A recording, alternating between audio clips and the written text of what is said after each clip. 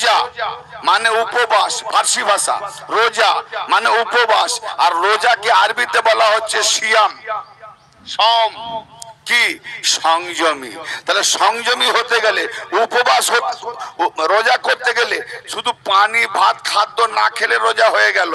আর সিয়াম করতে গেলে, কোরআনের ভাষায় সিয়াম করতে গেলে পানাহার শুধু বন্ধ করলে সিয়াম হবে না, মাথা থেকে পা পর্যন্ত সারা পা মোকামটাকে সংযমী রাখতে হবে। কি বললাম? সংযমী।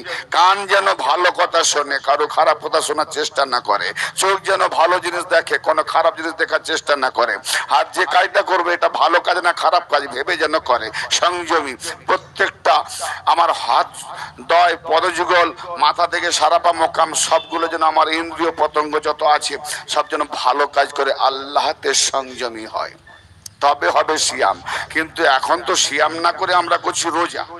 তো রোজা মানে উপবাস, আর আল্লাহ বলেনি উপবাস করো, আল্লাহ বলেছে সিয়াম করো, সংযমী করো। তো তার মানে যদি আমরা উল্টো দিকে নিয়ে চালাই তো 72 ফিরকা জাহান্নামী হবে না, এক ফিরকা হবে। তফাৎ এইটাই, বুঝে হেরফের। এখন প্রশ্ন